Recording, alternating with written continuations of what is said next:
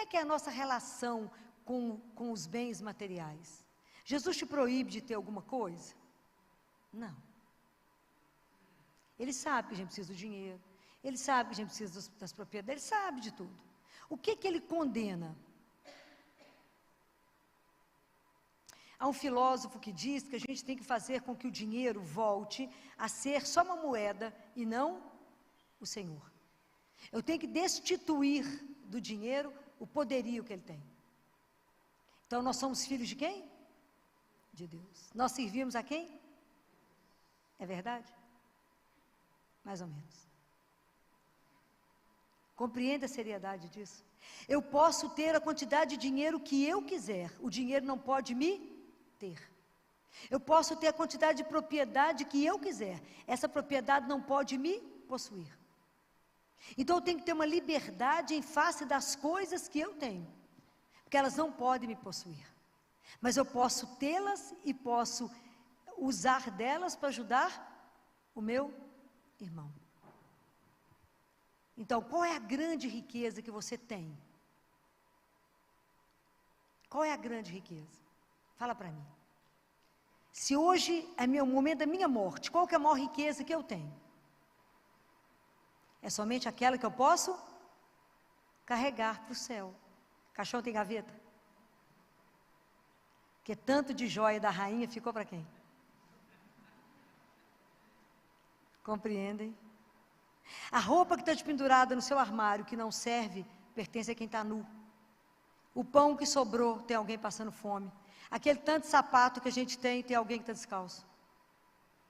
É essa consciência. Porque se a gente é peregrino, tem que andar com pouca coisa. Andar com muita mala, fica pesado e não anda. Então ele te chama para falar. Como é que você está gastando o tempo que eu te dei? Cada um de nós tem um prazo, ok? Nós sabemos quanto. Hoje eu falava lá no CTI, nós estamos aqui em 4. A senha, ninguém sabe quem está na frente de quem. Ninguém sabe, gente. A gente tem ilusão, né? A gente tem uma ilusão, por ter 100 anos, 200, ilusão. Tudo ilusão. Mas então, a gente escuta as pessoas falando assim, vão matar o tempo? Vão ali matar o tempo? Misericórdia. Não mata o tempo não, porque quem que é o Senhor do tempo? É Deus. Ele é o Senhor do tempo. São Tomás de Aquino diz que a cada um de nós é dado um tempo, mas que diante de Deus o tempo irá nos cobrar o que fizemos com Ele. Então as pessoas falam assim, vão ali matar o tempo, jogar a conversa fora. Eu fico aflita. Vamos fazer um happy hour para jogar a conversa fora. Joga não. Quantas pessoas não conhecem que Deus existe, que Ele realmente é o nosso Senhor e Salvador? Isso é muito sério. Então é hora do exame de consciência, de falar assim, cada dia que eu vivo é como se fosse uma página em branco, ok? Que eu posso escrever, e que na verdade a palavra que deveria abrir a nossa página cada dia, deveria ser servir. Servir a meu Deus, eu tenho um desejo de servi-lo. Esse é o desejo, de servi-lo. Como é que eu posso servir a Deus? Como? Com quem que eu posso servir a Deus? Através de quem? Do outro. Porque a Deus posso fazer o quê? Só Marcelino Poinvinho, vocês assistiram esse filme?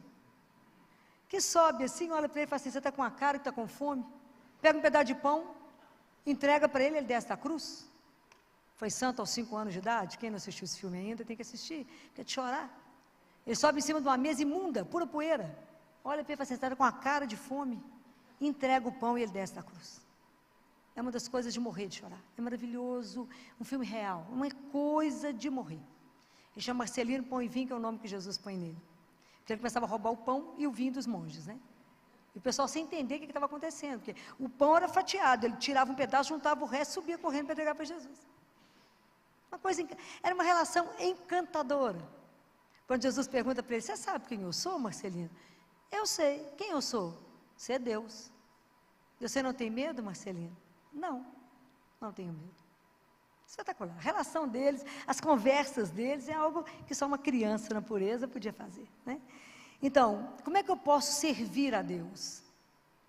No meu irmão. Irmão é irmão, nós olhamos, tem mais ou menos, nós temos que aprender muito o que é justiça e caridade. Porque às vezes a gente se contenta em matar a fome somente. Aí eu penso, o que me adianta dar uma cesta básica? Jesus tem falado isso tanto na cabeça dele. O que adianta? Estou mudando o que? A vida dele. Ele é meu irmão. Ele tem a mesma dignidade que eu. Só morreu na cruz por ele como eu. Como é que eu vou chegar diante do Senhor, meu filho? Como é que vai ser isso? De pé. Ah, vai ser uma luta. Então isso é um exame de consciência quando eu falo. Então eu quero vos servir. Mas eu tenho um desejo e uma esperança. Porque eu tenho a esperança que a graça dele vai me ensinar. Porque se depender de mim, eu vou fazer o quê? Nada. Compreendem? Porque nós sem Deus fazemos o quê? Nada. Sem Deus nós não podemos nem ter um bom pensamento. Mas com Ele, Ele pode nos orientar. Fala, Senhor, como é que eu posso te servir hoje? E é duro que por mais que a gente comece o dia com a intenção, no final do dia, se a gente avaliar, nós vamos olhar que nós traímos Ele. Nós somos infiéis a Ele. A gente peca porque o mundo nos seduz, nos encanta. Tem um trem mais bacana que vem uma pessoa poderosa, bacana, chique, de fazer qualquer coisa. Chega um pobre e um rico para você ver. Você trata bem o rico, fala com o pobre. Você podia esperar um pouquinho? Estou falando mentira, não. Estou não. Mas então, o quanto que a gente tem que se policiar? Uma coisa que eu posso falar para vocês que me ajuda muito, que eu acredito que pode ajudar vocês, é a certeza que eu não ando sozinha, que o olhar de Deus está atento e me acompanhando. Então Ele está vendo absolutamente tudo que eu estou fazendo. Isso é espetacular. Porque o dia inteiro eu tenho que fazer decisões. E eu tenho que fazer decisões, e na hora de eu fazer decisões, eu tenho que parar. É como se eu fosse começar um novo parágrafo do meu livro, do meu capítulo daquele dia, e pensar, com que intenção eu estou fazendo isso? É de verdade por Ele? Ou para mim poder ficar famosa, bacana, poderosa? De verdade. Então, purificar as nossas intenções. De verdade. Por isso que eu falei que esse capítulo aqui é como se fosse imperativo da hora. E quando Deus nos acorda, sacode e fala, vocês já estão caminhando, como é que é isso? Vocês estão aqui porque são cristãos. Mas não basta ser cristão, a gente precisa fazer uma decisão mais radical por Deus. É sério isso. Sabe por quê? Porque cada dia que a gente vive, falta menos um. E o tempo de servir a Deus é muito pequeno. O tempo de fazer a nossa vida valer é muito curto. O tempo que eu penso, o que você quer voltar, o que você quer deixar, é muito pequeno. É tão sério os nossos conceitos, quando o sofrimento chega. Eu perdi a noção da semana, quando eu trabalho sábado e domingo, eu perco um pouco a noção. Mas a gente recebeu uma criança gravíssima, um pós-operatório gravíssimo, eu esqueci o dia. Hoje é terça? Foi sexta. Eu acho que foi de quinta para sexta. O bebezinho operou, quadro grave, nasceu sem um lado esquerdo do coração, uma cirurgia, o cirurgião nosso tem brilhado, mas esse chegou muito grave, ainda teve uma parada, etc. Gravíssimo. Imagina os meninos de menos de 3 quilos, com tanto de dreno, tórax aberto, coração para fora, e rim, fazendo diálise, uma loucura, uma loucura. Aí chamei a família para conversar. E é muito difícil, né? Porque você vê uma criança na iminência da morte, você sabe que tem uma vida eterna, fala, tem que batizar. Aí, quando eu comecei a conversar, a mãe falou, não para julgar, para contar os fatos. Não, doutora, a situação é assim. Deus vai dar jeito. Jesus vai dar jeito porque Ele ressuscitou Lázaro. Quando é assim é difícil porque fecha. E você não consegue conversar, né? Eu falei, eu sei que Ele ressuscitou Lázaro. E ela disse assim, é porque a minha filha é divorciada, jovem, muito jovem, e arrumou um namorado, está grávida, namorado, deu tchau. E ela desesperou, começou a tomar um monte de remédio para abortar, não conseguiu.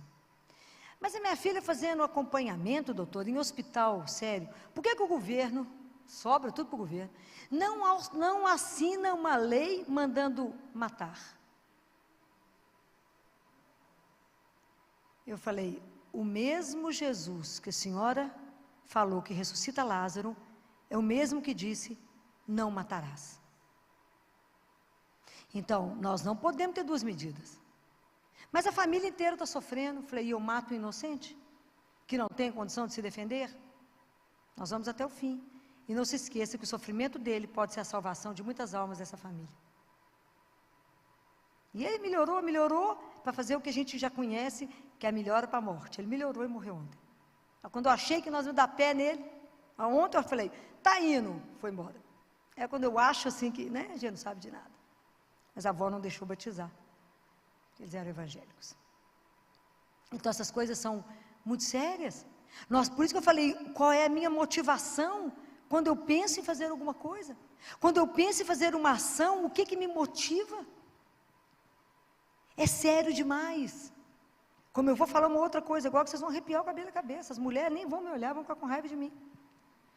Mas ontem eu falava com a mãe, e eu falo com vocês, porque vocês são cristãos. Nós somos irmãos de caminhada. E eu não posso me omitir. É igual alguém que está para morrer, e a pessoa precisa da unção do enfermo, você fala com ela, não, está tudo bem. Você está negando a essa pessoa a chance de uma salvação. É igual alguém que vai cair no precipício, e fala, não posso falar com ele, não, que ele vai apavorar. O que nós estamos acreditando na vida espiritual? É quando Jesus fala, por que Jesus elogia a esperteza? Porque tudo que acontece conosco do ponto de vista temporal, se você adoecer agora e falar, eu estou com o meu dedo, quebrei o dedo do pé, o dedo mindinho, qual é o melhor ortopedista de dedo mindinho? No instantinho nós corremos atrás do médico, seja qualquer problema. Hoje um adolescente não podia me esperar de tarde para examiná-lo, porque com um pico febril falou que ia morrer. Então, tive que ir para o hospital porque ia morrer. Então, a pressa que temos quando alguma coisa no corpo nos atinge. Mas a doença da alma chega e nós não prestamos atenção que estamos doentes da alma. E vamos levando. Então, nós vamos levando a nossa vida espiritual mais ou menos. Eu estou aqui hoje para sacudir vocês e falar, acorda, porque se ele te chamar hoje, vai ser um desastre. Compreendem? Nós não podemos falar, não, mas tem misericórdia, não, mas é assim mesmo, dá tempo. De quê? Talvez fazer o sinal da cruz. Não é, a nossa vida espiritual não é uma brincadeira. Nós não estamos aqui passando o tempo, nós estamos aqui para nos transformar, para poder entender que nascemos de Deus, vivemos para Ele, e que tudo que nos dá é relativo, porque a grande riqueza da nossa vida é Ele. É ser amado por Ele. Então, qual que é a riqueza que eu tenho para levar na hora da minha morte? É o amor com que eu amei, a Ele e ao meu irmão. Mais nada eu vou poder levar. Mais nada. Nem os lacinhos dos cabelos dos meninos fica, tudo tira. Nada se leva. Nós não podemos ficar cochilando. Nós temos que ter disciplina. Nós temos que saber de verdade. Eu levanto para amar e servir a quem? A Deus. Meu tempo é curto. Então, Senhor, não me deixa parar com bobagem. Vamos andando. Vamos, vá. O que o Senhor sonhou comigo quando eu estava aqui? Me leva para cumprir aquilo que eu vim fazer. Mas Deus, para ser o Senhor da nossa vida, demora. Porque nós selecionamos aquilo que Ele pode ser Senhor, daquilo que Ele não pode ser o Senhor. Estou falando mentira? Não, falei que eu ia falar uma coisa, eu já falei milhões de vezes isso, e vocês vão brigar comigo, vai arrepiar, falar, Filó, tão radical. Não é, não sou eu, é a palavra. Falei ontem com uma cliente no consultório, eu preciso te falar uma coisa. Você é mãe de 3, você acabou de falar aqui que usa DIU, você continua católica, cristã? Continua, está certo ou errado usar o DIU? Está errado. E se vocês usam, acordem, antes que Ele te chame. Acorda. Deus é o Senhor de todas as coisas. E Ele é o dono da sexualidade nossa também, o dia que a gente começar a compreender isso. Aí, Filó, vou começar a falar de Deus desse jeito, a gente não pode nem falar nada. Existe um livro de João Paulo II, desse tamanho, não sei se vocês conhecem, chama Teologia do Corpo. Alguém já leu? Alguém já ouviu falar nisso? Alguém já viu? Já leram? Não. Só ouviu falar? Tem ele em casa? É desse tamanho. O livro é grande, eu tenho ele, é grande. Gente, a gente precisa conhecer as coisas.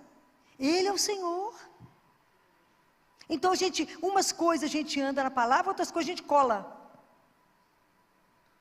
Está errado. Está certo? Está errado essas coisas. Nós temos que ser de verdade dele. Doutora Filó, mas eu vou ter 10 milhões de meninos. Quem é o Senhor de todas as coisas? Não confiamos. É simples assim.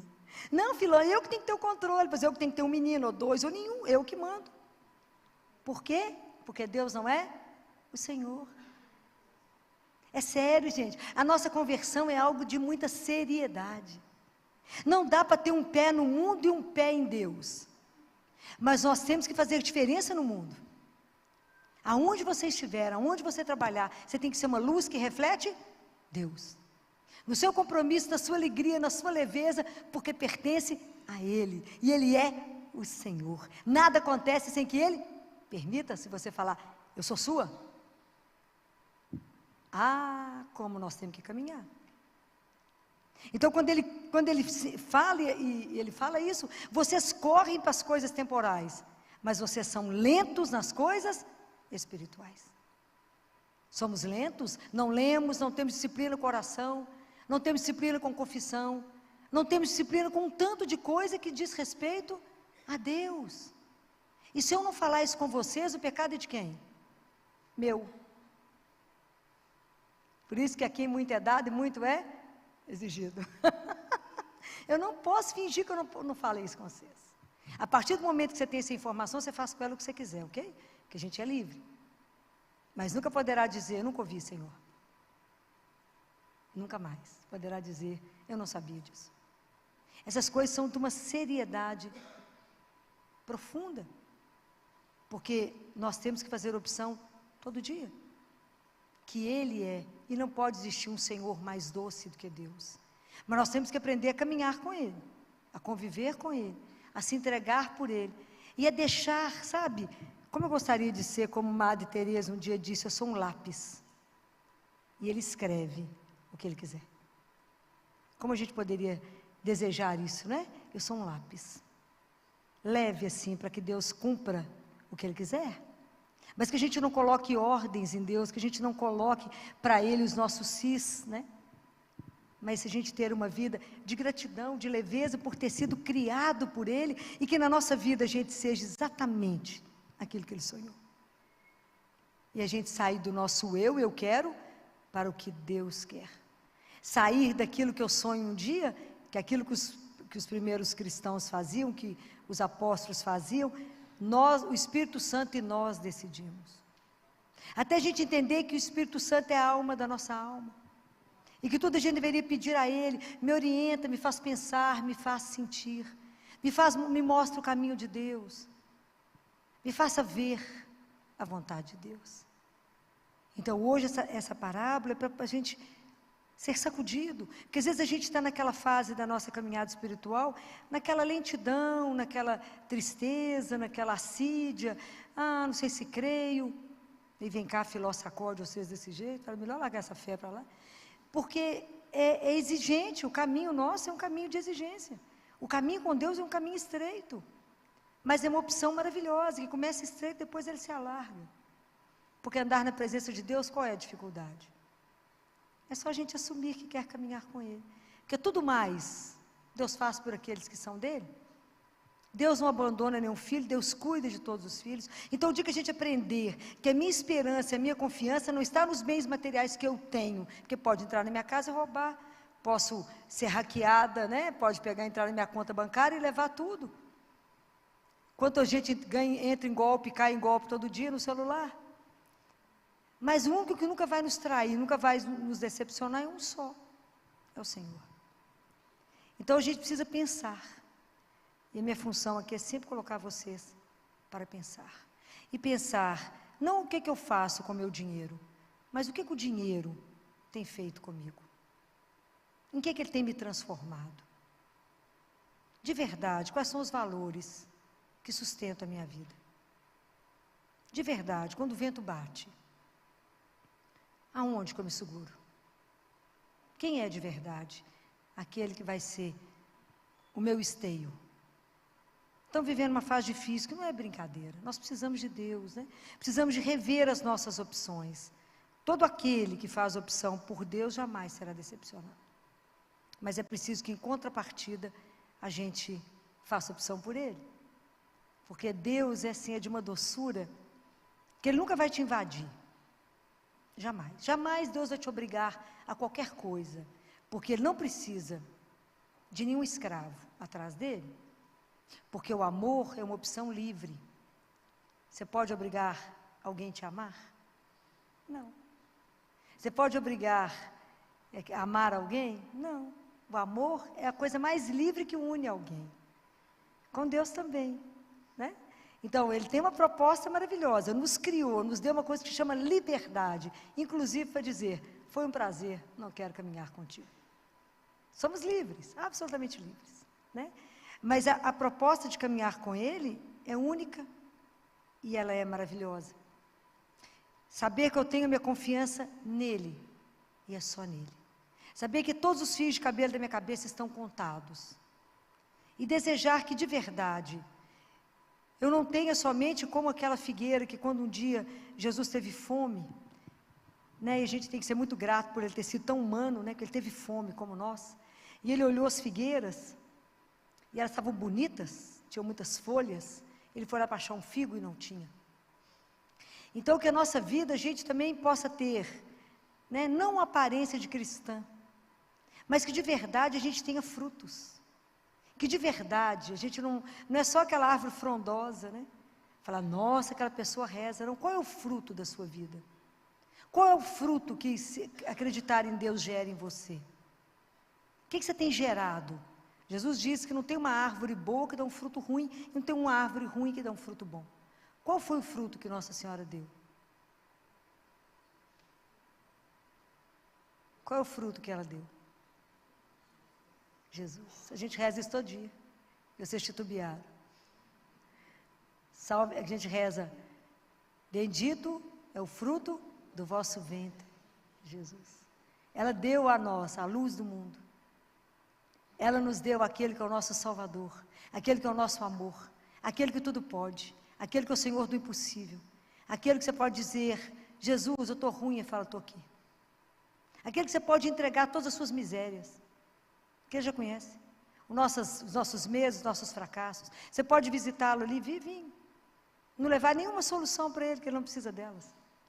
Ele fala, traga para mim seus problemas, seus medos, suas agonias, suas tristezas, mas não me traga soluções, porque eu as tenho. Aprender essa confiança, essa relação de intimidade, essa relação especial de uma amizade. A gente jamais poderia ser amiga de Deus, se Ele não tivesse feito a primeira proposta.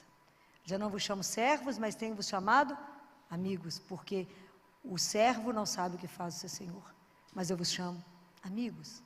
Que Deus é esse que nos permite uma amizade, que nos permite estar tão perto, que nos permite chorar no ombro dEle, que nos permite sussurrar no ouvido dEle. Então preste atenção de como que vocês estão caminhando, como vocês estão conduzindo a vida espiritual de vocês.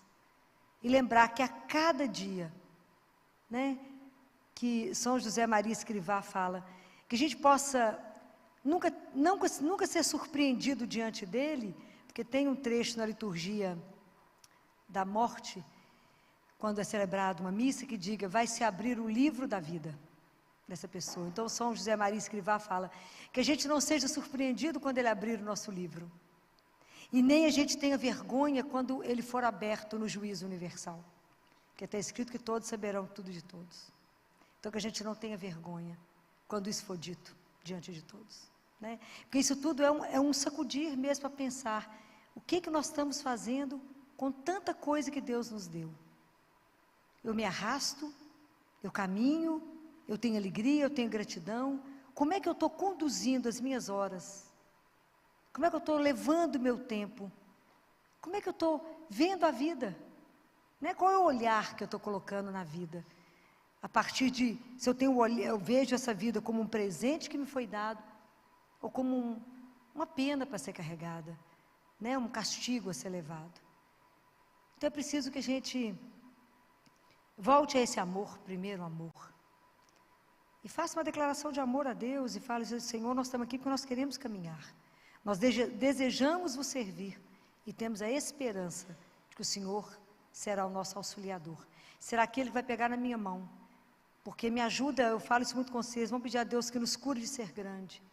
E nos mostre que somos pequenos, somos frágeis, somos dependentes dEle. que Ele precisa pegar na nossa mão, senão eu vou escrever torto, o meu traço vai ser torto, porque eu não sei escrever direito, eu não sei a decisão certa, eu não conheço as vontades dEle, mas eu preciso aprender. Então, nos dê as graças espirituais, me ajuda a fazer silêncio, me ajuda a meditar, me ajuda a ler a palavra, me ajuda a vos receber. E quando receber a Eucaristia, nunca se esqueça de uma coisa que Jesus queixa, não para mim, né? Mas para o monge, que nós, poucos cristãos, fazem isso. Agradeça a Ele. Ao que você recebeu a Eucaristia, fala obrigado. Você não precisava ter vindo. Você não precisava vir em mim, que sou um miserável. Mas o Senhor veio até mim, para me curar, para me fortalecer, para me devolver a vida, para me alegrar, para caminhar comigo. Obrigado. O Senhor, sendo quem é, vem na minha miséria e me faz gente. Né? E ainda precisa de mim e quer precisar de mim, porque eu não precisava precisar. O Senhor é Deus. Quis contar com meus braços, com as minhas pernas, com meu sorriso, com a minha fala. Ele quis contar com cada um de nós. Então, na hora que vocês receberem a Eucaristia, nunca se esqueça de falar obrigado, doçura de Deus, por vir até mim. Né? Porque Ele, naquele momento, é você e Ele. Não desperdice isso, não distraia na igreja. Volta para dentro de você, porque você recebeu o Rei.